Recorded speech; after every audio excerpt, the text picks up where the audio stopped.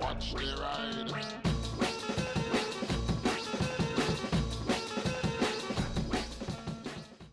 Hey everybody, how you all doing?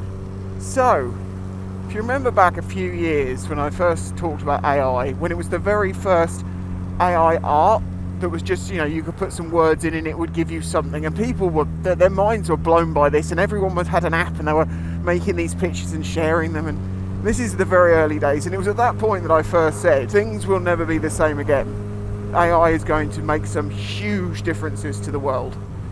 And at the time, an awful lot of people thought I was mental and said that it wouldn't come to anything, and things like graphics design, well, without the human touch, who would care? Well, actually, when it comes to like marketing, who made it means nothing. It's what it looks like and whether the people paying for it like it or not. Also, since then, I have been using AI tools myself. Like in Photoshop, the things you can now do in Photoshop with the AI tool, and it's literal like a couple of clicks type stuff with actual effort, with bespoke software. You can do some insane stuff with AI now. I'm sure you've seen some of these like morphing videos where it'll start with like someone falling over and then they turn into like a rocket and then they'll zoom around and then they'll go in the sky and then they'll flip and they'll do. It's all about changing the bits that we don't look at with our brains, and the algorithm of this AI has got that worked out perfectly because you just don't see it coming. I gotta grab fuel, one moment.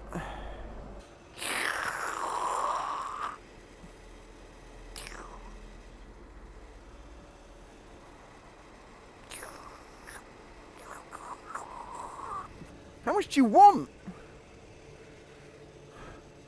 Go on then, make it 15 quid. On the nose.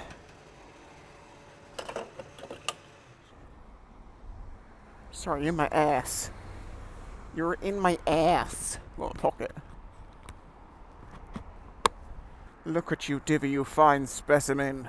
I've got my thick gloves, because one, it's cold today, but two, my heated grips have failed again. It's the whole low voltage problem I had last time. Just going to kind of give up on these ones, I think. Right. Not even a full tank, for Christ's sake. Back to AI. It's moved more than I thought it would do in the time. I knew the things we have now would be a thing. I just thought they would take a bit longer to get to. And one of the things I always waited for was I knew that one day there would be a point of no return, a point where I, even after doing 24 years of photography and 15 years of video work, I would not be able to be 100% sure whether something was or wasn't AI generated. If it's video, it's actually very, very easy, but the older generations are easily falling for stuff that is very, very basic at this point, but the advanced stuff, they haven't got a chance against it. They just don't get that could even be a thing. But when it comes to the still stuff, yeah, okay, it can be very obvious in some cases, depends on what software you're using, but sometimes I can't really tell. And then the only real thing that you can go off of is the overall kind of look, because AI images are like 50% dark, 50% light pretty much. They're very even toned, whereas in a natural image, you might have a lot of light and no dark, or lots of dark and no light. There won't be this even spread, which is why AI images tend to have that kind of dreamy, soft, very appealing look to them, because they're so even toned. Corridor Crew have actually got a video on spotting AI fakes, which is very good, but it goes to show the levels you have to go to sometimes to prove it, like having to take the image, break it down into its red, green and blue files, and then seeing if the noise and the colour is different. Because in a real image it won't be different, but with an AI image that may be made up of constituent parts, it doesn't always match, so it's a way of telling. But we're already there, which means there's so much video about that could just convince people of pretty much anything. At the same time, it would seem like people's ability to work out if something is genuine or not is going downhill, maybe because so much stuff is put in front of people's eyes that they can't work out what's what. Like, I'm sure you've seen videos of trucks falling off of cliffs or something like that, and it's very clearly a RC car, like a radio controlled car, but they've slowed down the footage and it ends up giving it a more realistic looking size, but the physics don't work. And that's another thing with AI videos, is AI doesn't fully understand weight and physics, and it doesn't understand time as in forward and back movement sometimes. Like, you might have a bicycle go past in an AI video where the wheels are turning the wrong direction. Now, just recently there's been some UAP, UFO, whatever you want to call them, sightings, so they're actually just drones, over some airports, military ones in the UK, the American ones, and you know, there's a lot of questions about who's behind them being there. But there's two things to this actually. Let me get across to the first thing. The first thing I thought was interesting is these secret covert drones have nav lights on them, and it's very interesting to see a covert stealth drone with flashing nav lights. It's like, yep, never going to see that. Oh, they wouldn't have a clue. How are they going to know? How are they going to know we're here? There's no way they're going to know. Of course they are. There's flashing lights on it. Which means they were commercial small drones and probably organised by less developed groups.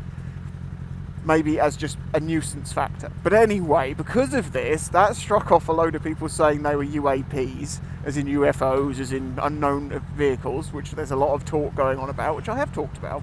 And with the ability of making AI videos, you would think there would be more decent AI videos out there of people sharing of, you know, ones they faked to try and get views, which is a huge thing that happens whenever it becomes part of the news. Well, all I seem to see is videos of really stupid stuff like, what's this? It's clearly a plane flying past.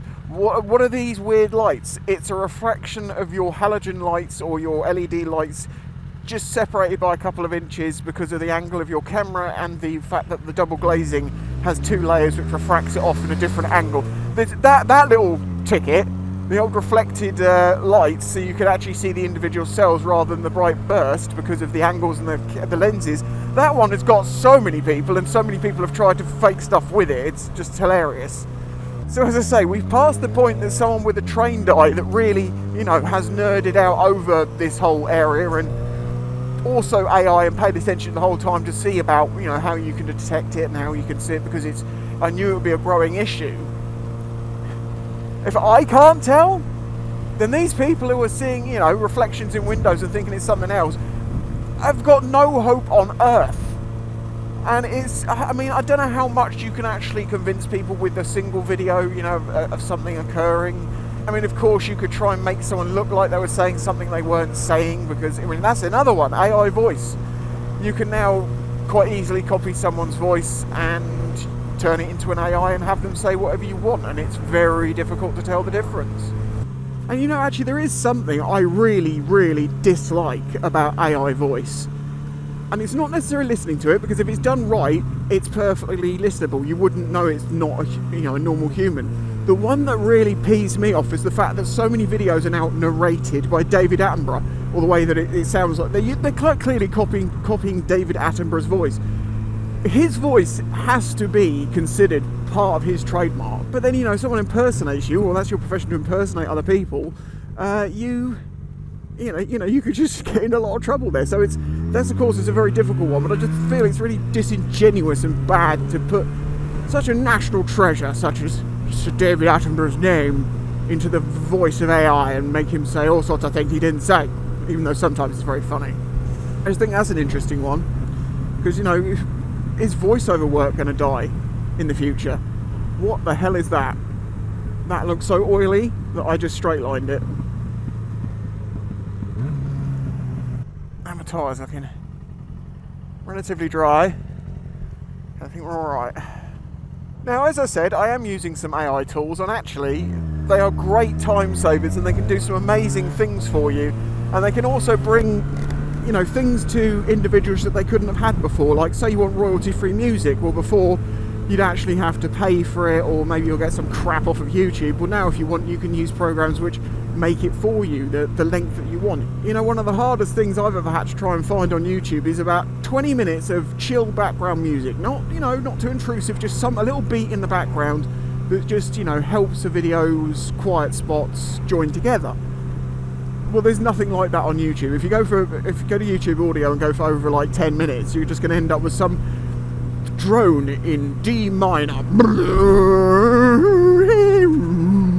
But now with AI stuff, you can just conjure it up.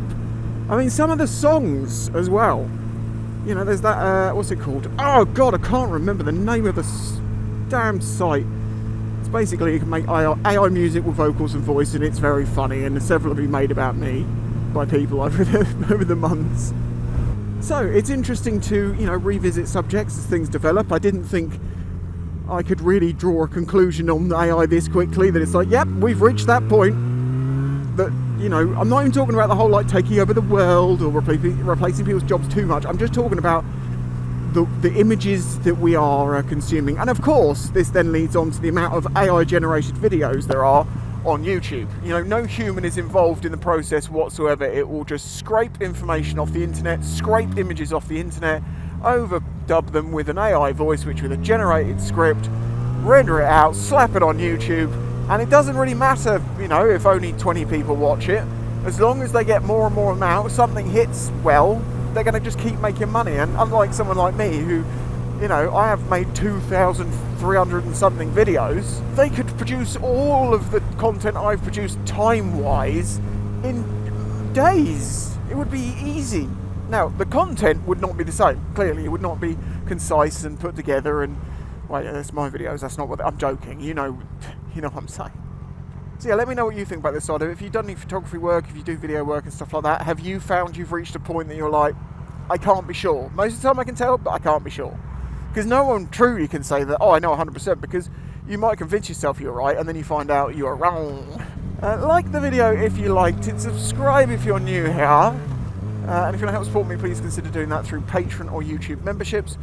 I am working on a couple of other more sort of meaty videos at the moment, but these are sort of things that I have to research a bit and mull over and work out how I'm going to put things to say what I want to say in a concise way. So it's been taking a bit of time, and I'm also trying to decide whether I'm going to film it on a bike or not, because although it may be sunny now, it hasn't been for like a week, and it's probably not going to be after this, so I took the opportunity to get on the bike. So until we meet again, bye bye. Oh look, I'm next to the pink scooter again.